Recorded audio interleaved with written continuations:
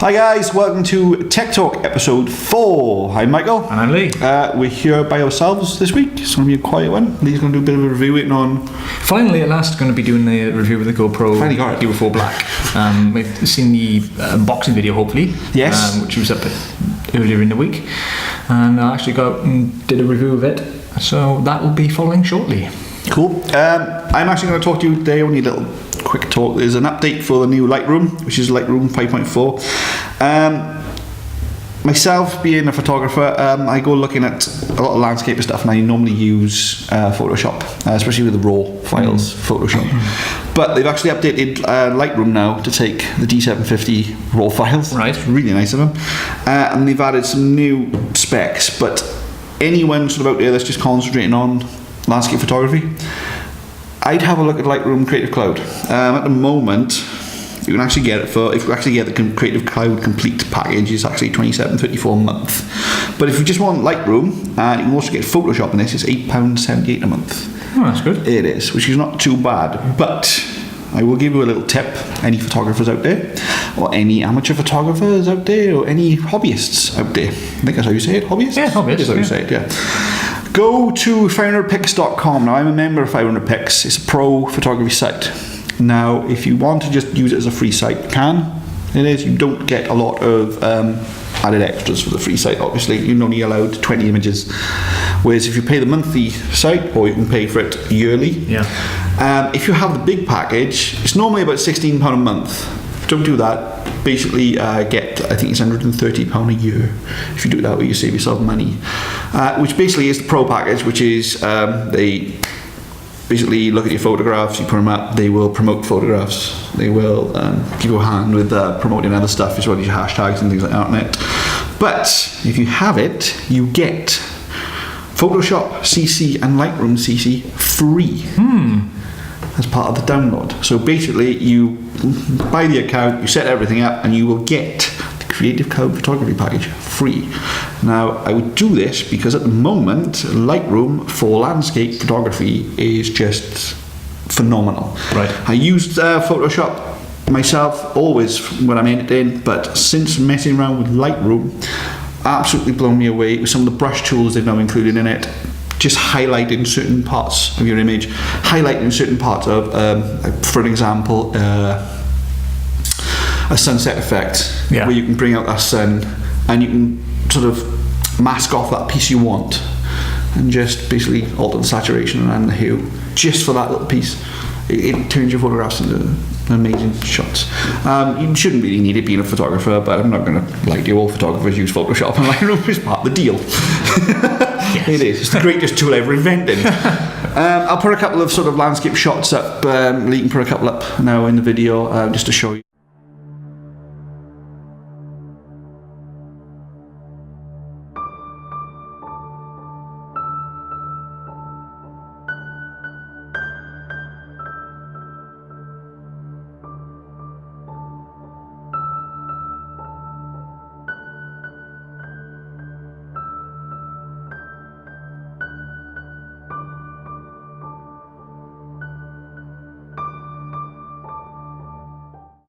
There you go, guys. It's just a couple of sort of landscape images I shoot. I don't just shoot stuff like that. I'm a big studio shooter, massive macro fan lately, especially since we got a new macro lens. Absolutely loving that. I'm waiting for a foggy day up. The foggy image that was just shown now was shot with a man mole, and I looked everywhere for a spider's web that was covered in the morning dew. I just couldn't find one. I had a macro lens just ready for that, but this is the way it goes. But yeah, get on Adobe CC, especially at the moment. I actually got a sale this weekend, so and everything, so keep it there. But and then definitely check out 500pix.com. Any photographer, it's an amazing site. It really is. They will push your stuff and push you as a photographer as well, and you get quite a lot of feedback. Good. The minute I put stuff up, guaranteed I'm getting feedback straight away, whether it's likes, favourites, whether it's comments of other photographers. Straight away you get a little symbol come up in the corner. You do. Mine was just going off right now. Yeah, it is. I can see it. It was. So there you go. But straight away, get on there. Cheers, guys. All right. And now to you and this piece of kit that we've been waiting for. Yes, at last. Okay, this is the GoPro 4 Black Edition review. Last week we went out and we filmed some test footage. We did. Of the Hero 3 running alongside the Hero 4. I will say that the Hero 3 footage is a bit jumpy and bobbly because at the time I was using the grenade grip attachment and the Hero 4 was on the Morpheus, so it was a much stabler image that way. That was really cool. Yeah. The Morpheus was fantastic. I noticed that between the two. But one of the things I did notice in the video you sent me is the fact that the 4 a lot richer colour. Yeah. You get to notice colours when you do an edit and video edit, anything like that, as you know. But the 4 just looks so crisp. The leaves actually looked really spectacular, and it put the 3 to shame. I really will say that. Yeah. It put the 3 to shame. What you're going to see now, folks, is the basic footage test, and it was 1080. Both cameras were running at full HD and at 24 frames per second. This video will go up in 60 frames, so you may not see the differences, but I will upload these files in a native frame rate so you can judge for yourselves. That's the first bit of footage you'll see, and it runs for about a minute and a half. And then the next piece of footage you'll see is a slow motion test, and the Hero 4 was running at full HD at 120 frames per second, and the Hero 3 was running at 720p at 120 frames per second. So here's the footage. Okay folks, this is the 24 frames a second test, GoPro Hero 4 and the GoPro Hero 3.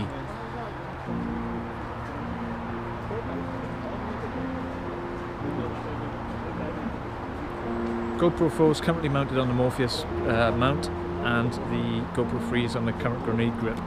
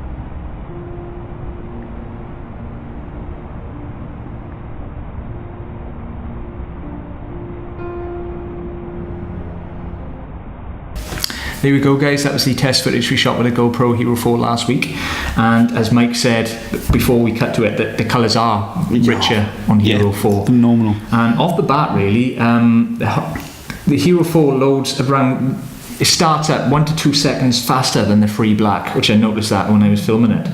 It comes in handy then if you've got something that's happening in front of you fast, like wildlife maybe, or sports events and that, and you want to get that shot straight away. That can make all the difference. In 1 to 2 seconds, it doesn't sound a lot, but it really, could help you a lot. There's no real difference in the audio, I noticed. It sounds like the Hero 3 sounds identical to the Hero 4, but the Hero 4 supposedly has twice the dynamic range. But it does feature an integrated analog to digital converter, making it compatible with a wide variety of professional low sensitivity mics, like the Utage. It is Utage. It's Utage. Yeah, it is Utage. That. Or maybe Rode mics. So it's probably pronounced different in Germany, but yeah. It shoots in super view, which is designed to capture a movie in a wide-angle perspective. It's hard to describe it really, and the basic way to do it is they shoot it in 4 to 3 aspect ratio, and they use the full height of the camera sensor to do this, and then they stretch it out to produce a 16.9 aspect ratio. The Hero 4 features a new camera interface, which did take me a while to get used to. Can I just say, as a photographer, the 4.3 aspect where it stretches actually does make sense to me. Just so that people know. Fair enough. It's a lot to do like the crop sensors on DX and FX cameras. Right. It is. So yeah, it does make sense to me. Okay. It does. Just to let you know. Yeah. You're not talking. Good. I know what you mean.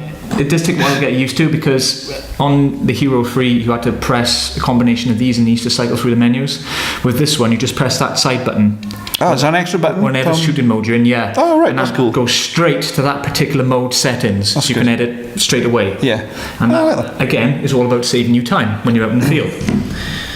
On a mountain bike. Yeah, for instance, yeah. It includes the new user interface as I mentioned. You can mark key moments if you're recording using the highlight tag button. I don't know where that is yet, I haven't found it myself. And I think I've actually seen a video on that. and improved camera controls with a new dedicated button that allow you to quickly access and adjust camera settings, which, as I mentioned, is that one on the side there. We'll go on to the slow motion footage now, with a review of that. The only major difference I can see at this moment in time is that you're getting a higher resolution image with the GoPro Hero 4. You are getting a finer detailed image as well. I noticed that because I tried to zoom in footage a little bit just to sort of have a nose, and the number 4, the Hero 4, far more detailed than 3, far more detailed. And I think that's down to that it shoots slow-mo in full HD as well, compared to the 720p of the Hero 3.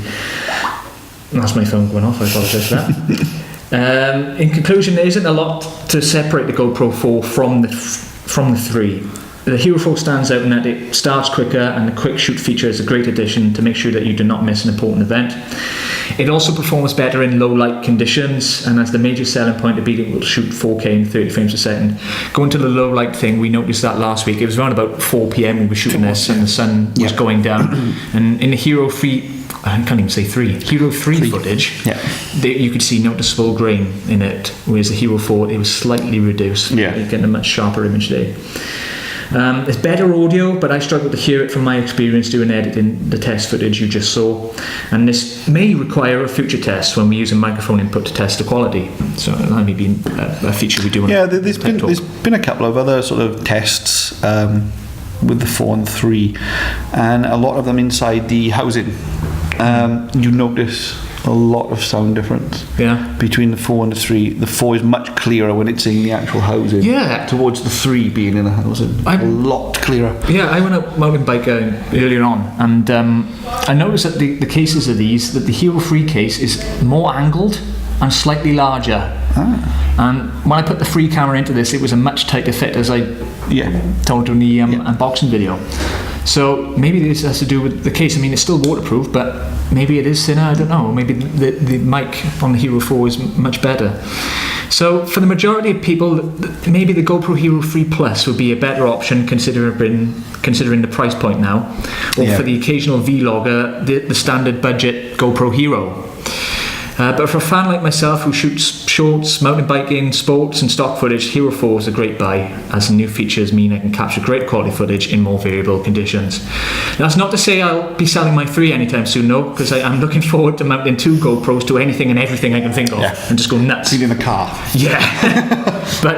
But if cost is your main concern, because they are around £350 each, £360 each, depending on which model you go for, get yourself a 3 or 3 Plus for now, and wait a year or 2 for the price to drop down. But I would give it round about out of 5. I give it a 4 out of 5 based on my early impressions. I like that. I do like the 4. I really do. I'm interested to see the photo quality of it. Because the photo quality of the Hero 3 is actually really, really good. The details again in that was amazing. It was only 12 megapixels. There's actually a lot of wedding photographers. I know a couple that actually use it during weddings, because they put them on the GoPro pole thing and do a lot of group shots, and you'd be surprised how well they come out. You really would. But I'm really interested to see the quality of the 4. And one thing I had to be aware of when I was setting this up when I was out on my ride earlier on, it was set on video and stills. So it's taking video and stills. Every 5 seconds. So luckily I switched that off.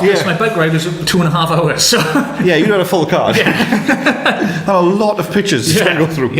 But I'm interested to see that. But I love GoPro. I mean, I'm a photographer and DSLR boy, but anything GoPro do is amazing. I'm still really interested in a little bit of artistic fun with one of them by putting it on car wheels and going for a drive just to see what we do. You can try that with a 3. But we'll try that with a 3. 3 comes whizzing off.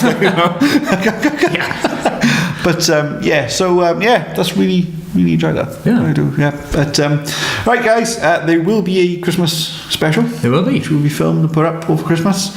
And then you'll basically see us in the new year and that. But until the Christmas special, guys, thanks for watching. And we'll see you next time. Yep, bye. Bye.